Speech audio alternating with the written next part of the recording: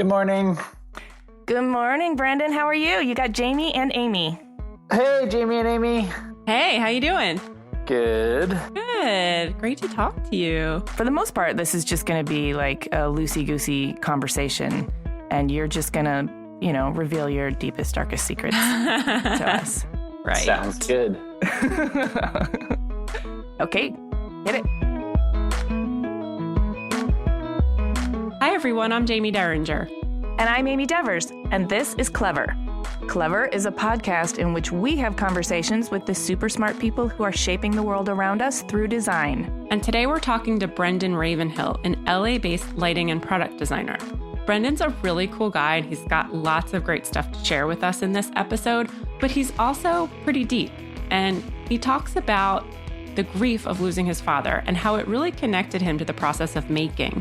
Well, and that got us thinking about grief and catharsis and making/creating as a form of healing.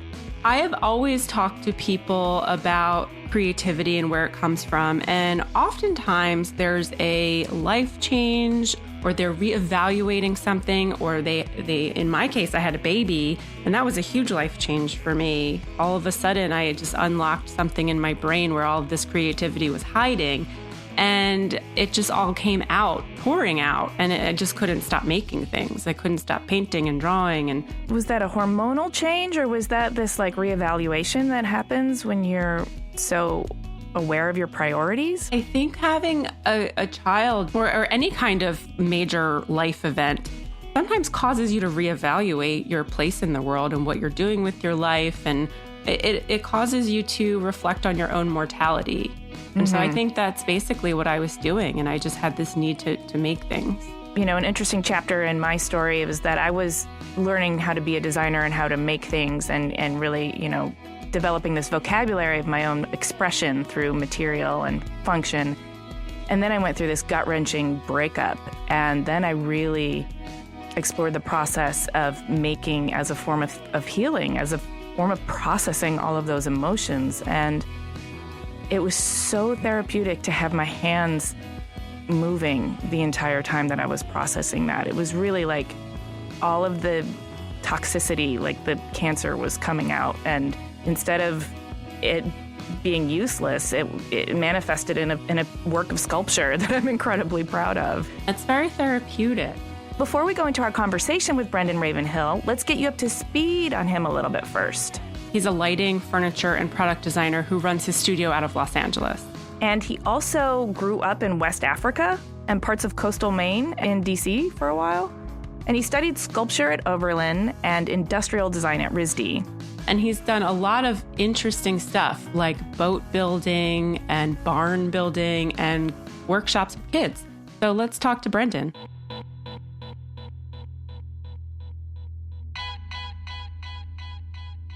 I think I do what I do because I love the act of creating something that never existed before. From an invention kind of standpoint, or from like a bringing like a birthing kind of standpoint? I think it's more the latter. I think it's a certain aspect of birthing, of like having something that maybe you're the first to behold. And maybe it's not necessarily inherently novel, but it's yours. And there's something that's just really quite just satisfying about being the person who had a vision and then somehow brought it to realization. I think it's the same love that I had playing Legos as a kid. It's not so dissimilar from that, but there's that same kind of just like ownership of making that is my drug of choice. Okay, so let's go right back to the beginning then. I know you spent a big portion of your childhood in West Africa. So that's different from my childhood, and I think different from Jamie's. So we want to know all about that. Yeah, my parents were anthropologists, and so and my mother was actually, her parents were missionaries, and so my mother also grew up in West Africa, in Ivory Coast, Côte d'Ivoire, and so she was born there and lived there her entire childhood, and then went to study linguistics and anthropology in school, and ended up doing her fieldwork, her dissertation, in the same tribal language group that she had grown up around. And so she had gotten actually the advice of Noam Chomsky to, go back and do her dissertation in this culture that she was so inherently familiar with, because she grew up kind of speaking the language is called Baule. And so there was this amazing opportunity to go back and study with that same language group. And so she went there to do her dissertation and then ended up staying for years afterwards. And so we were all born and raised in Abidjan, which is the commercial capital of Ivory Coast. So from 0 to 8, I lived there and spoke fluent French and, had a very different different existence. Wow. That sounds fascinating. Do you still speak French? I do. I speak really good West African French is what I've realized. I've gone to France a couple of times and I don't speak it that well, but we just went back to Ivory Coast last Christmas and I could understand everyone very easily and my French came off very legibly to everybody else. So I speak a very specific type of French. Can you say, my goodness, Amy, you're so beautiful today in French? Let's see. That right translation? Amy, tu es très belle aujourd'hui. Oh, that sounds so nice. Is that how you got your wife? No, not quite. She doesn't speak French. I don't think it'd be quite as impressive for her. But no, we met actually building a barn in Maine. That's how I got my wife. Okay, we've got stories to cover. Yeah, we'll get into that soon. You mentioned earlier about playing with Legos. So what was your first introduction to the idea of design or making things? I grew up around a dad who spent all his weekends making things. And so I just kind of took it for granted that everyone had that same similar experience. My dad just grew up, always making bookshelves or toys for us or building out, his office space. And so I just kind of grew up always being, the weight on the end of a board as he cut it, or the person getting him nails that fell on the ground, the little boy just at his father's workbench. And so I had this amazing tactile, almost apprentice-like upbringing, which I didn't realize till I went to college was something that was very unique, and that I had this innate understanding of how things got put together as a result of growing up around him. And so I think he surrounded us with toys like Legos and Tinker Toys that, had that same kind of construction assembly methodology. And so growing up, we were just, always hauling through those deep bins of Legos looking for that one piece. I remember many long hour on the weekends entertaining ourselves that way. And so I think I got exposed to the world of making that way as it specifically relates to design. I became more familiar with it as a field more later on in my education. Like after I kind of graduated from college, I became more exposed to the field of industrial design. I mean, by then I knew who the Eames were and who George Nelson was. You learned that just in art school and in just general culture. But it wasn't until after I graduated with a sculpture degree from Oberlin College that I started hearing that, industrial design was this other discipline and field where you could make, a profession or a career for yourself.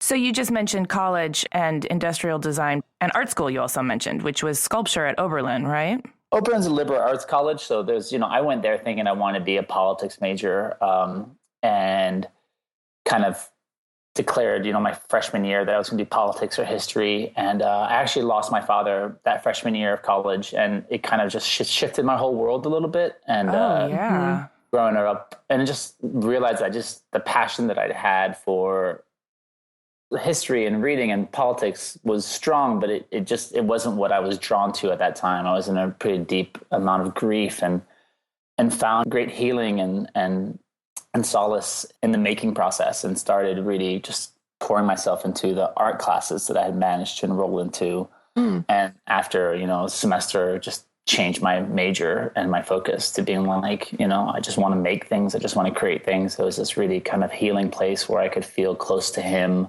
and feel like I was, honoring his legacy, but also just that same sensation of making things and birthing things was a big part of my grieving process. I think a lot of the art that I made during my college years was very much dealing with his loss, but also discovering, in this more academic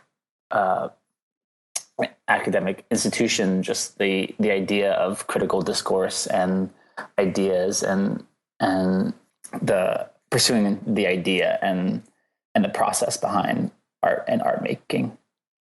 And so was industrial design at RISD, was it back to back, or was there space between studying sculpture at Oberlin and industrial design at RISD? No, I had about 6 years between the two. I love the Oberlin art program. It was an amazing art program, but it was very heavy on theory. And so that was actually really great for me because I had a making background. So I had a way of articulating my ideas into reality a lot more easily than some of my peers who they weren't taught how to weld or build things out of wood. I graduated there thinking I had a really good sense of like academic theory, or so I thought with that 22-year-old's perspective. But I felt that I was really lacking in a set of skills, a really deep kind of methodology of process. And so I started pursuing kind of as soon as I graduated a kind of journeyman's education where I would take on jobs for a period of a couple of years to learn a trade. And so soon after graduating, I moved to Maine where I was a lobsterman for 4 years. And, and during that time, I learned how to be a lobsterman, but primarily learned how to do carpentry and woodworking. Took a year off during those 4 years to build a barn and learned a lot about timber framing and general, construction. That was after. Was that the barn? That is the barn, yeah. So I moved to Maine, was lobstering for a year, then took a year to do just general carpentry as I learned how to, build things. And then we decided to do a Amish style barn raising in the summer of 2002. And it was during that process that we invited, all our friends to come up and, we'll put you up, we'll feed you if you want to help us build this barn. And so we just, over the course of a month in August, a lot of friends came up, and one of them happened to eventually be my wife, but she came up through a friend of a friend, and we put her to work, and she liked it, and she came back the next summer, and we put her to work, and then she came back a third summer, and we put her to work, and finally that third summer we got together, because by then we'd kind of been eyeing each other from across the construction site for a while. But it took a couple of years to win her over, but it was all through the process of working for sure. That is one of the most romantic stories I've ever heard. But I also need to know, why were you raising these barns? Was this a charitable endeavor? Was this because you were planning to run a farm? No, and a barn is mostly only because it's a timber frame structure that, most barns are built like. But no, it was a barn that was always supposed to be like a wood shop.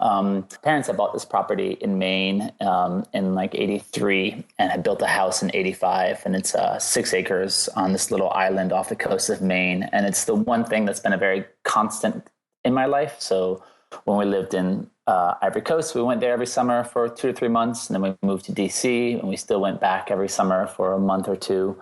And so when I graduated from college, I just finally wanted to go there and not leave. I had always been a summer kid on this island that has a small year-round community, and I just finally wanted to stay year-round. So that's how I got into lobster fishing, because that's kind of a local year-round industry there.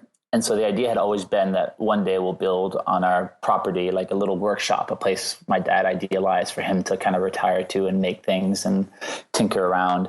And so in some ways, building the barn was very much his legacy that he handed down to us was, make this thing that he'd always, this is where the wood shop's going to go one day, or he called it, the little storage shed or the garage. And so we just started dreaming as to what it could be, and then discovered timber framing and the beauty and the artistry of that process, and then set about to build a 20 by 42 foot timber frame barn that would be a place for us to put our boats up in the winter, but in the summertime have a wood shop that we could build and make things out of, and has a little loft up above. So the barn was built as an idea of more like an artist studio. I really liked the lobster fishing as a profession, but it leaves a lot of days off. You only go fishing maybe 100, 150 days out of the year, which means you have 200 days plus of just,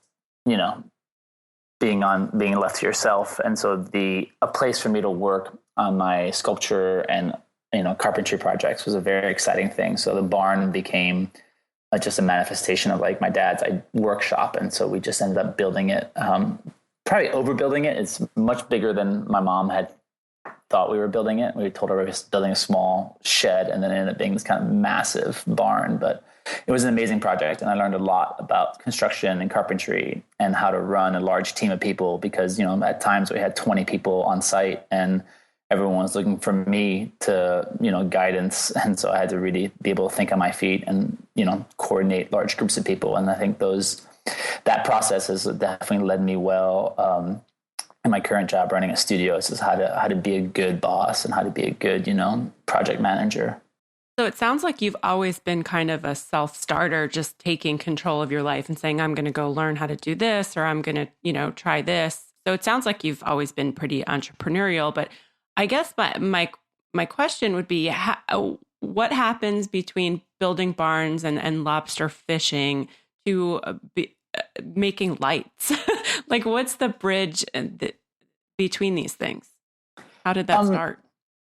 Yeah, I feel like the self-starting and entrepreneurial thing, it took me a while to get to that point. I feel like I was a little bit of a late bloomer, and I think I was, a fine student in high school, but I don't think I was an exceedingly good student in high school. And I think college was in some ways a little bit of a coasting. And I think it took a pretty deep depression that I reached my junior year to realize that, like, I was the change that I sought. If I just like changed my perspective, I could do a lot more. And I think it was soon after kind of making this realization from a very low point during college that I was like, oh, it's just work, like you can kind of do anything you want if you just like put in the work. And I think that kind of changed a lot of my perspectives as to what was possible. And so when I moved to Maine, it was like very much at that point, I wanted to learn, I wanted to make, I wanted to build. And so lobster fishing afforded me the luxury of, an income that I didn't have to worry about, which funded my other pursuits of making a barn, which is a rather expensive endeavor. But I was at that time making pretty good money lobster fishing. So it was easy to put that money back into that. And then the shift from sculpture or boat building to design kind of came about realizing a little bit that I loved the creating process, but I didn't necessarily love making the same thing over and over again. And so industrial design just became this incredibly attractive field, in that you could really obsess about the details and the specificity of all these little moments when you design something, and then you could have that thing that you design be scalable and repeatable. So like, unlike a sculpture where you would invest that same kind of time and effort and make a sculpture,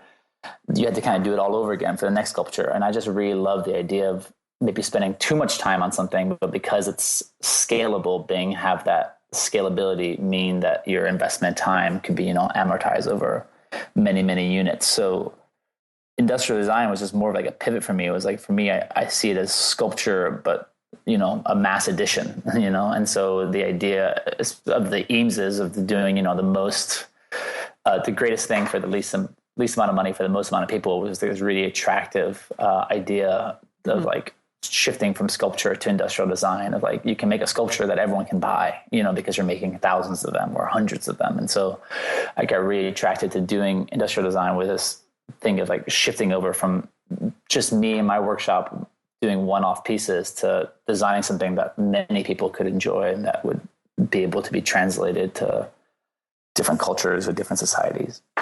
So that interest in industrial design led you to study at RISD after 6 years of lobster fishing and barn building. Is that? Yeah. In between that, after meeting my wife, I eventually left Maine, and then I moved down to New York, where she was living in Brooklyn.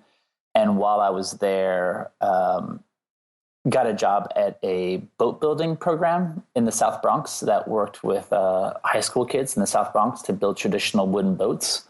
And I had always grown up in Maine around wooden boats. I read Wooden Boat magazine when I was a kid because my dad subscribed to it. So I had this like innate knowledge of wooden boats just from like leafing through these glossy magazines.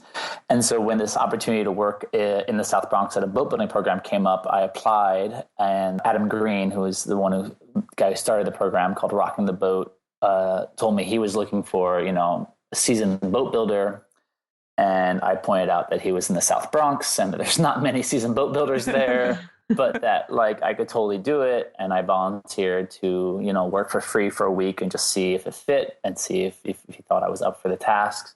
And after a week of working there, he offered me the job. And so I did that for about a year and a half. and learned a lot. I mean, that was another one of these, journeyman type jobs or apprenticeship type jobs where I was basically learning on the fly, which is an amazing way of like keeping the learning quick and fast and keeping you really engaged. And so it was very much just like learning by teaching methodology, which was just like staying one step ahead of the students, right? Yeah, staying one step ahead of students, leaning on the apprentices that were there. But really, I learned on the job, which is an amazing way of getting education, because you don't go into massive amounts of debt and you're just held to this incredibly high standard of having all these, kids looking at you for leadership when you have to pretend you know what you're doing. So it was a lot of, it was a great education. And after about a year of doing that, decided that like I loved it, but I missed Maine terribly. And I just missed the ability to go to Maine for a couple months every summer. And after a year at Rockin' the Boat, started with my brother and sister our own boat building program in Maine. So, kind of nice full circle, we ended up founding something called Islesford Boatworks, which is a nonprofit boat building program that builds boats with kids every summer off the same island off the coast of Maine. And it's actually held in the barn that we had built a couple of years back. And we're going on 11 years strong. This is the 11th summer of building boats with kids. Congratulations. And that's awesome. Yeah, it's like kind of a secondary, passion.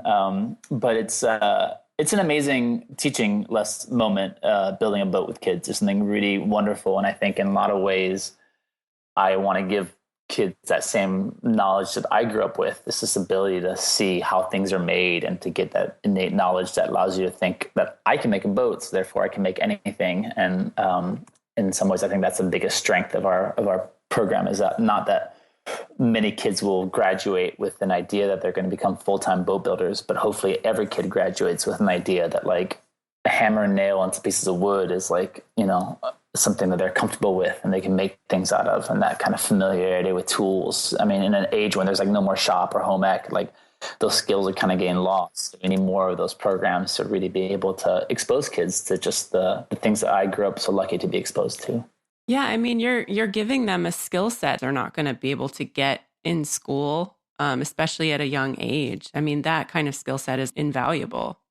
Yeah. And I mean, we start kids as young as 7 in this program. And, we teach them, every kid has every kid's slightly different, but we've learned that 7-year-old girls especially are like really good with block planes of all things. They don't have quite the muscles to power through it. So they have to really use finesse to get it to work. And that is like a magic little age where like 8-year-old boys will just kind of they'll just obliterate, what they're working on, and the block plane will fall apart and it won't work. But usually like the younger the girl, the more finesse she has with that instrument. And it's kind of wonderful to see just like how certain ages and certain kids just really take to this thing so naturally. And it's just super fun.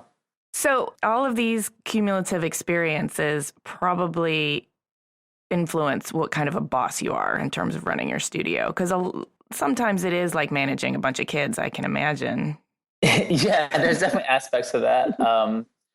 I've been blessed to have some amazing bosses and some not so amazing bosses. In some ways, I think I've learned more from my not so amazing bosses than my great ones. But yeah, I think endless patience is something that is a big part of working with kids, but also just like being a good boss is just like always being able to take the time to prioritize someone else's, time over your own, and being able to really set people up for success. I think that's the biggest lesson I've learned, is like how to really set people up so that they have all the information they need, all the tools they need to really be able to make something that's, a contribution, as opposed to spinning their wheels or knowing that every effort that they put in is just wasted. Yeah, or just waiting, doing one task and then coming back to you to say, what do you want me to do next? Mm-hmm. Yeah, giving them that bigger picture and really being able to see the whole thing out. And then when inevitably they do come to you and they've done it, they've done it to the fullest extent, and that, you're just reviewing it at that point. It's not like they're trying to think through your brain. You really try to like disseminate all that information so that they can, take it and run with it as far as they can. Yeah. I mean, part of being a good boss, I think, is instilling confidence in the people that work for you so that they feel like they can make decisions and are proud of what they're doing. Yeah, absolutely. And just really valuing their opinion. I mean, I think that's the biggest thing is like, I'm always just asking, like, what do you think? And like, I have an answer, but I'm more interested in other people's perspective before I give my own. I mean, it's like, that's the beauty of having other people working with you, is that you get these new perspectives and these new ideas. And I don't want to be the person who makes every decision. I'd much rather be the person who like listens to other people's decisions and then like helps mold them or shift them than, wanting everything to come through me. I mean, the thing I realized about running a studio is that like my inherent desire at the studio is to be a designer and to have other people tell me what to do and like design this, design that, like I don't really want to be like the boss who's telling everyone what to do. I just want a bunch of people who can work autonomously and collectively together. We make something great. But as I've built the studio, I've tried to keep the job of like designer as my primary role and get rid of the other tasks that, I could easily do, but I don't have a natural affinity for. Well, talking specifically about being a designer, you've had troubles with light bulbs in your designs. And so you just went ahead and made your own light bulb. Could you tell us a little bit about that Edison moment? Were you just sitting there and like literally light bulb idea went off above your head and you were like, let's make our own? We kind of got into making our own light bulbs just like because so many of our fixtures use exposed bulbs. Sourcing really good LED bulbs just became this like recurring need. We just had customers who were like, oh, I love this fixture, but like I need to have LED bulbs either for code purposes or environmental purposes. And so because we care about the details, just spent lots of time researching and trying to find something that would work in our fixtures, and eventually got to the point of frustration as to what was out there with the market, and decided that we needed to go ahead and design our own bulb for manufacture. And so we just did a bunch of research, started learning a lot more about the technology behind some of these new LED bulbs that were kind of coming on the market, and eventually commissioned our own bulb that met our specific criteria of color, temperature, and size, and dimming capabilities, and made a very scary bet and placed a very large order for thousands of light bulbs. Yeah, it was one of those things where like you have to kind of commit. And we were fortunate enough to be in a position where we had a couple customers who were willing to buy a portion of that order. But it was definitely one of those things where you're like, I'm really scared of investing lots of money in technology that's brand new that is housed in a fragile glass shell. Right. But yeah, we did it and it's been great. You live and work in Los Angeles, not just as a designer. You run the studio, you're a boss, and I think you do a lot of your manufacturing here, correct? Correct. What's your love-hate relationship with LA? It's all love. I have very little hate about LA. It's been an amazing welcome home for us. And we moved out here from Providence, where I'd been at RISD in the winter of 2010. And I got this great advice before moving out from a friend who was from New York, but had lived in LA for years. And he's just like, when you move to LA, when everyone else goes soft, just stay hard. And that town will be like wide open for you, which is just like a funny piece of advice, but just like, just don't lose that edge East Coasters have, and work, and, you'll find a reward. And it was just really great advice. We've really put it to the test, but every year we've seen pretty great growth. And from the get-go, I treated my work practice as a job. I showed up on time. I worked a full day, worked 5 days a week. And that was really hard to do. And it was just me, because no one else is holding yourself accountable to being on time or to working till, 5 or 6 every day. But I remember hearing his advice in the back of my head and just being like, all right, like I just got to if I want this job, I got to make it for myself. And LA has just rewarded me with so much opportunity as a result. It's actually the largest manufacturing city in the whole country. And it's the largest port in the whole country. So I think there's an amazing amount of resources here for a designer. And I just think about how lucky we are as designers to be able to work with these factories that, every day they compete with China. They have this amazing economy, amazing productivity. If you get up in LA at 6:30 or 7 o'clock in the morning, which is oftentimes when we do our fabricator visits, like the city is humming. A lot of people think of LA as this place where everyone's having lunch and getting up late and working in the movie industry. And there is some of that, but where we live on the east side of LA, and especially going towards East LA and Inland Empire, it's a heavy manufacturing sector, and people who are very much awake at 7 o'clock working in these big, big and small size factories, making, all types of really mundane to, really surprising things. Like we have a number of vendors that make things that go to space. We have vendors that, make parts on every airplane that you've ever flown on. And these are these amazing resources that we have where we take our small little $5 to $20, lamp parts, and next to it, you'll see like a piece of fuselage from the Boeing Dreamliner, and you're like, oh wow, like yeah, that's send so us cool. a bill, and then you send Boeing a bill, like we're in the same as Boeing,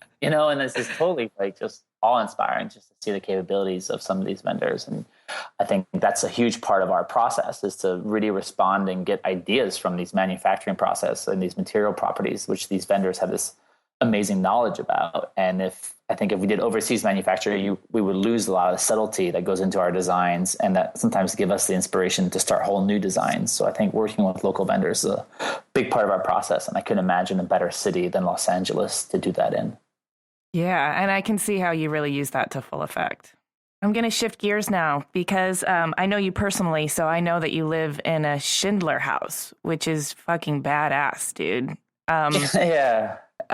And I know you've put some energy into it, but I need to understand it's also not the most comfy place because it's such a historical piece of architecture. I just want to know about your life there and how you landed there and what it's like to live in a Schindler house.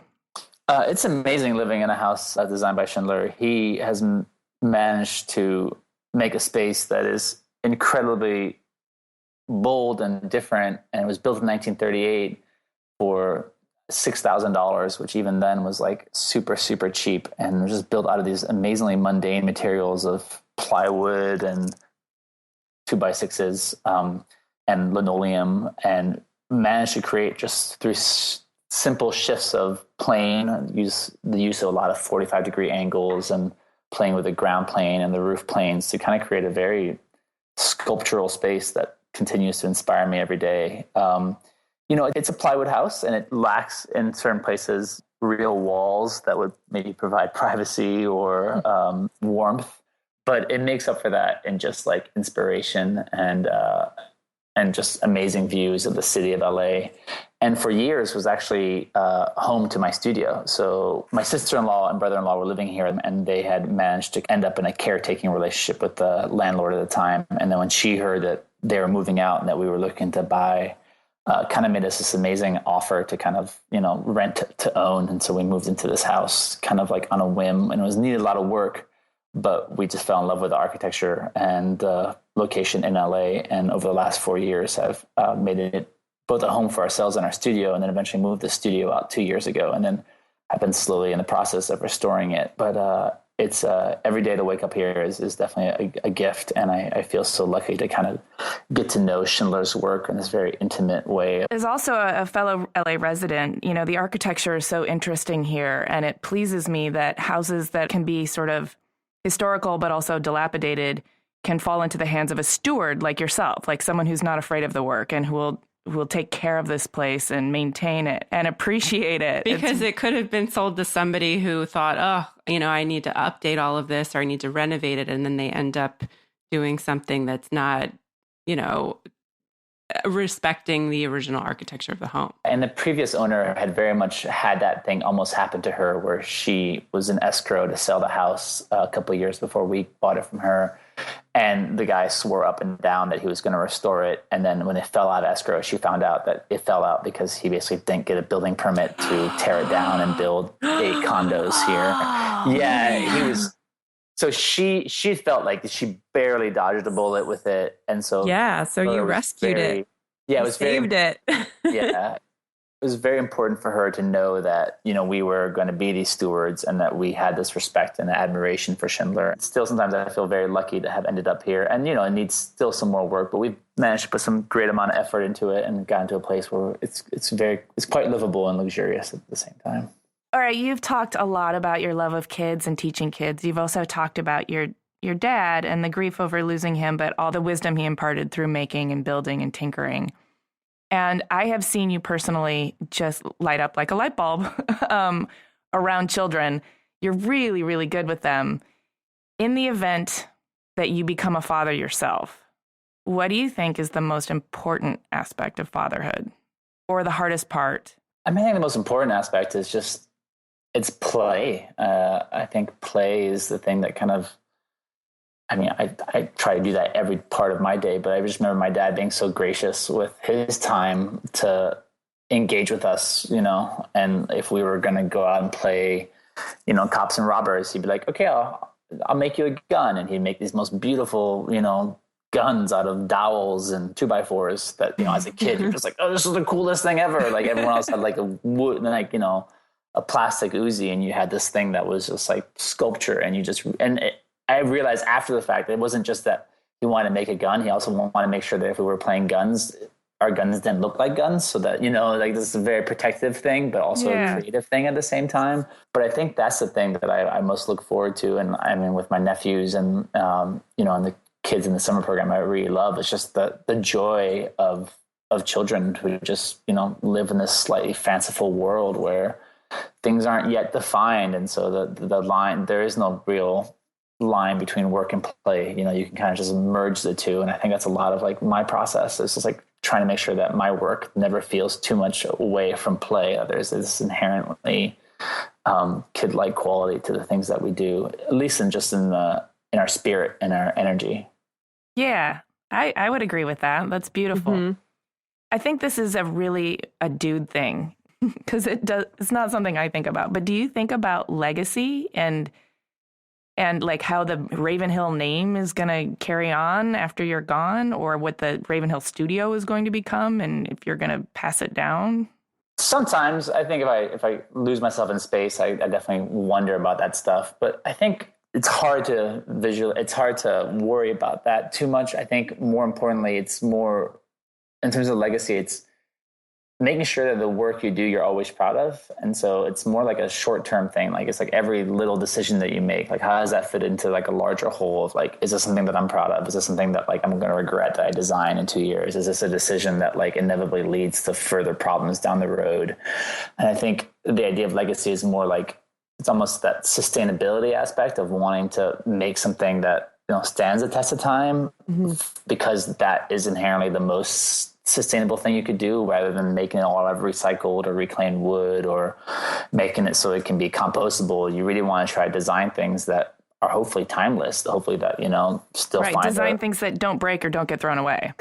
Don't break, don't get thrown away, but also that kind of buck trends or aren't just following fads and fashions. Isn't something that like in 5 years you're going to regret having in your house because it just clashes with everything, you know? So you almost want to have them be, you know, and I looked during my thesis year a lot at shaker furniture, and kind of started my thesis kind of investigating the shaker and their practice. And I think that was one of the things that really resounded with me, is that these pieces 150 years later still just look so cutting edge. And I was like, how do you manage to do that? How do you manage to create things that, you know, are so pure as to be, you know, timeless? And I think that's a big drive for what we do. And that's not necessarily specifically legacy, but it is this like design challenge, you know. It's like, how do you make something that's not trend forward or that's not following what everyone else is doing, but that is so inherently harmonious with itself and with its utility, and it ends up being just as practical, you know, as a hammer would be practically, you know, like something that like a tool is timeless. And where do you see your studio going in the next 5 to 10 years? Do you feel like you're moving in some sort of specific direction? We do a lot of visioning as to what the studio will hopefully become. We're moving into this larger space, and part of us moving was starting to define like how big we wanted to become. And so I think we've kind of decided that we kind of don't ever really want to be bigger than 20, 25 people. We're at like 10, 11 people now. So it's still like a lot of room for growth, but not, you know, knowing that we want to have a cap above that size. I think it just becomes a little bit less family oriented and a little bit more corporate, and we want to be very sensitive to that. But we kind of see ourselves right now as primarily focusing on lighting and furniture as the things that like keep the lights on. So we work on those every day, 4 days a week. We crank out product, and then we've started this program where every Friday we do a little bit of a shift, and Friday is more of like creative problem-solving day. So it's the day that propose new projects that you think the studio should take on. And I think as a studio grows, we want to shift away from being just a lighting designer and manufacturer to being more of like a design strategy think tank, and have the ability to kind of work really hard 3 days a week, making the bread and butter money, and then having two days a week to take on bigger challenges and problems and new projects.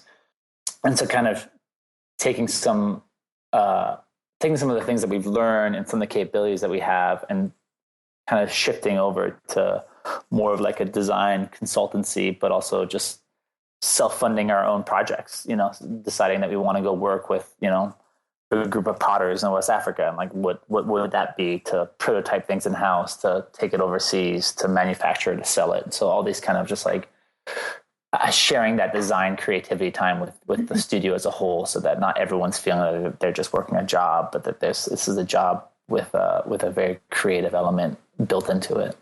And so that everybody can make a contribution. And because I think in the end, the ideal employees are people who are like me, very much driven by that, balance of, creative drive, but also inherent work ethic. There's that amazing sense of accomplishment when you've done all your work and then you can be creative. Like you kind of ate all your vegetables and now you get to have dessert. And so I think that's kind of like what we're trying to treat our weeks like. Everyone just like gets all their vegetables and proteins Monday through Thursday. And then Friday is the thing that you just like dream about. Like, okay, donuts all day long. Fridays at our studio now are kind of wonderful. You can just see the energy is slightly different. People aren't on computers as much, and they are more making, tinkering, building, trying things out, and it's fun. Well, that seems to fall in line perfectly with your idea of keeping work not too far away from play. Like, they're both related. Yeah, it sounds very exciting. So we want to know what you have coming up. Like, is there a venture you want to plug or let our listeners know about? We are going to be releasing 2 or 3 new products, versions of our LED sconce that we've been working on for a year or so, and then bigger versions of our grain family, which is this kind of really fun process we invented where we spin metal shades over wooden molds, and so are able to capture the wood grain from the molds into the finished product of the spun shades. And then in June, we're moving studios, which we're super, super excited about. So at the end of June, we'll be having a sample sale and open studio party during LA Design Week on June 25th. So those are 2 big things in our spring schedule.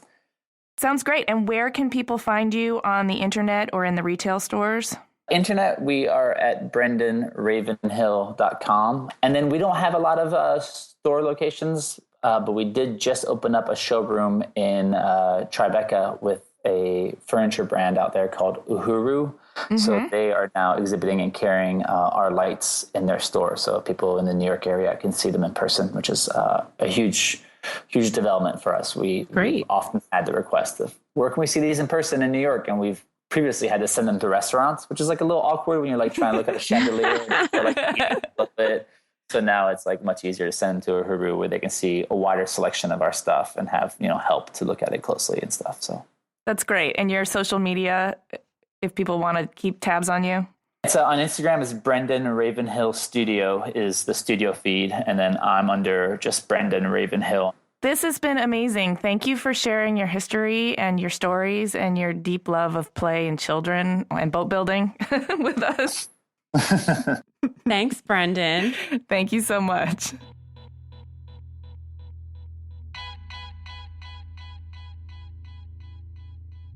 He's so well-spoken. Like, he was so articulate about his passions that I was really right there with him. Like, I wanted to build boats and raise barns, and I wanted to know his dad. I wanted to see pictures of his dad. I know. And his sculptures. I want to know what he made, when he was doing his sculpture course.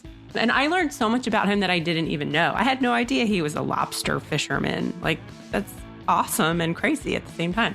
It makes a lot of sense when you look at his work. Like, there's a real honesty in his work. There's a real transparency about the manufacturing process, and all the parts are visible, and you can see how it was assembled. But when you look closer, you see these are not stock parts. Every single one of these has been designed and considered, and there's a tinkery quality to them that's taken to the most refined, edited place it can be.